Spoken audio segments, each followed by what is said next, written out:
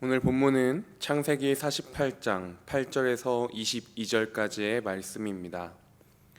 창세기 48장 8절에서 22절까지 제가 봉독하겠습니다. 이스라엘이 요셉의 아들들을 보고 이르되 이들은 누구냐? 요셉이 그의 아버지에게 아뢰되 이는 하나님이 여기서 내게 주신 아들들이니이다. 아버지가 이르되 그들을 데리고 내 앞으로 나아오라. 내가 그들에게 축복하리라. 이스라엘의 눈이 나이로 말미암아 어두워서 보지 못하더라. 요셉이 두 아들을 이끌어 아버지 앞으로 나아가니 이스라엘이 그들에게 입맞추고 그들을 안고 요셉에게 이르되 내가 내 얼굴을 보리라고는 생각하지 못하였더니 하나님이 내게 내 자손까지도 보게 하셨도다. 요셉이 아버지의 무릎 사이에서 두 아들을 물러나게 하고 땅에 엎드려 절하고 오른손으로는 에브라임을 이스라엘의 왼손을 향하게 하고 왼손으로는 므낫세를 이스라엘의 오른손을 향하게 하여 이끌어 그에게 가까이 나아가매 이스라엘이 오른손을 펴서 차남 에브라임의 머리에 얹고 왼손을 펴서 므낫세의 머리에 얹으니 므낫세는 장자라도 팔을 엇바꾸어 얹었더라. 그가 요셉을 위하여 축복하여 이르되 내 조부 아브라함과 아버지 이삭이 섬기던 하나님, 나의 출생으로부터 지금까지 나를 기르신 하나님, 나를 모든 환난에서 건지신 여호와의 사자께서 이 아이들에게 복을 주시오며 아들로 내 이름과 내 조상 아브라함과 이삭의 이름으로 칭하게 하시오며 이들이 세상에서 번식하게 하시기를 원하나이다.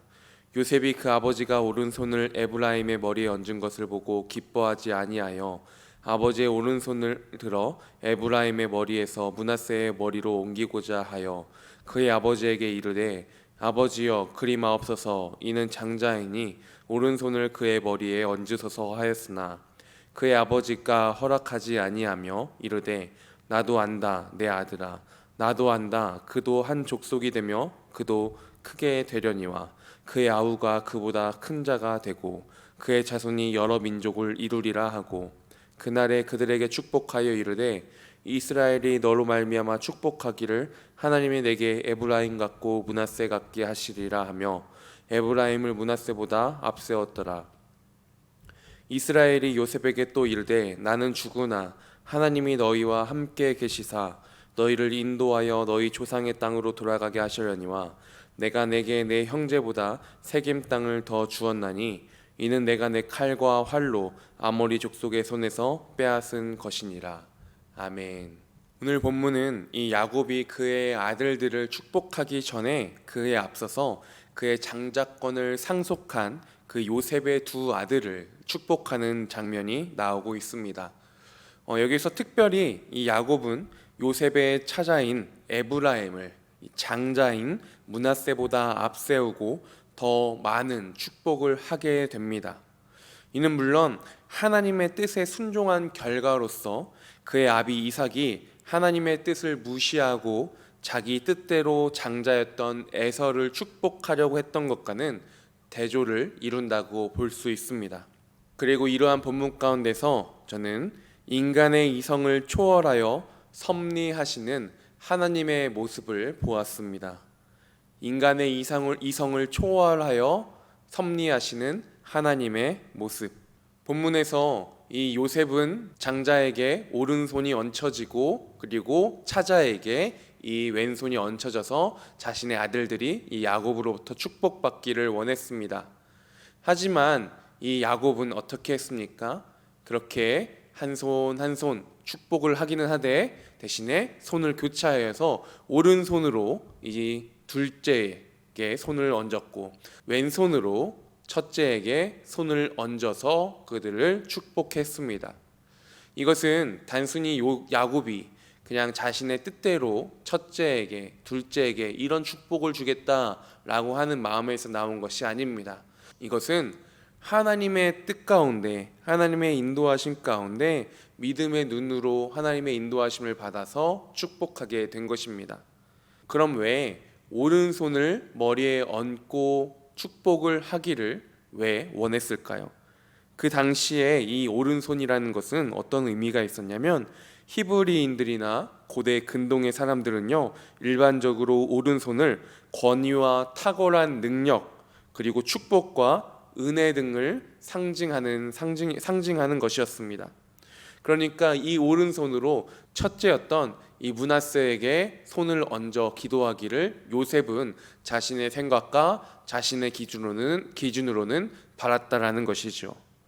하지만 이에 야곱은 그렇게 행하지 아니하였습니다. 그렇게 반대로 요셉이 원하는 것에 반대로 행하였지요.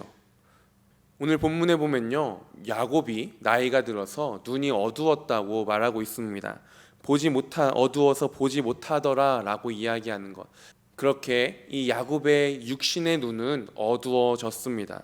하지만 그의 영적인 눈은 밝아서 선택과 축복에 대한 하나님의 절대 주권을 깨닫고 있었던 야곱입니다.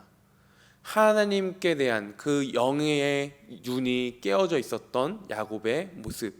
반대로 요셉은 어떠하였습니까? 요셉은 육신으로서 또 젊고 건강하게 육신의 눈은 문제가 없었습니다. 그렇지만 하나님의 축복을 바라보는 영적인 눈은 어두웠던 요셉입니다. 그러니까 야곱이 손을 바꾸어서 축복한 가운데 요셉이 어떤 반응을 보입니까? 육신의 눈으로 들어오는 그 광경을 보고선요, 요셉은 그의 생각과 다르자 그의 눈이 근심하며 악하여졌음을 보여주고 있습니다. 즉 육체의 눈으로 볼 때 둘째에게 오른손이 얹어진 것을 그렇게 축복을 받는 그 야곱의 모습이 심히 못마땅하다라는 것이죠. 영이 눈이 밝은 야곱에게는요, 이것이 너무나도 당연한 일이겠지만 영적 그 눈을 뜨지 못하는 요셉에게서는 이것이 제대로 이해될 수가 없었던 것입니다.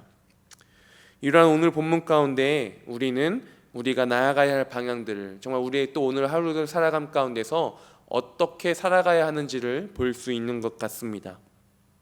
우리가 그분의 자녀된 자들로서 이 세상에서의 그 기준과는 다른 영적인 판단 기준을 가지고 사물을 보고 또 행동할 수 있는 우리의 모습이 되어야 할 것 같습니다. 하나님은 인간의 이상을 초월하셔서, 그런 문화와 그 모든 것들을 초월하셔서 섭리하시는 하나님이라면, 인간은 영적인 눈으로 바라보고 하나님의 뜻에 순종하며 나아갈 수 있는 그 인간의 모습이 우리 가운데 있어야 한다라는 것이죠. 그리고 오늘 본문에 보면요, 이 야곱이 어떠한 하나님과의 관계를 맺고 있는지도 보여주고 있는데요, 어떻게 보면 영적인 눈을 뜬 자로서의 상태를 보여주는 것 같기도 합니다. 우리가 15절에 그가 요셉을 향한 축복의 장면이 나오는데, 이곳에서 내 조부 아브라함과 아버지 이삭이 섬기던 하나님, 나의 출생으로부터 지금까지 나를 기르신 하나님, 나를 모든 환난에서 건지신 여호와의 사자께서 이 아이들에게 복을 주시오며 라고 이야기하고 있습니다.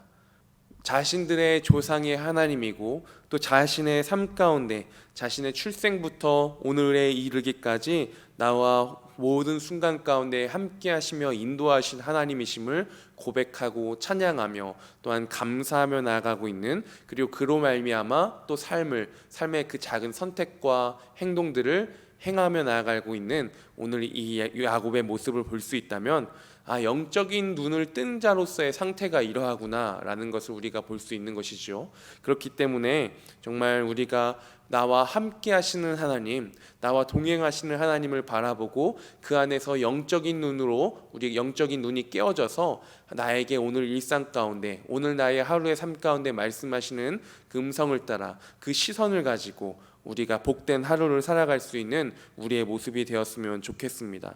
육신의 눈으로 바라보는 것이 아니라 그 모든 것들 가운데 넘어서 역사하시는 하나님을 바라보고 순종하는 삶, 그 삶이 우리 가운데 있기를 간절히 소망하면서 이 시간 함께 기도하시겠습니다.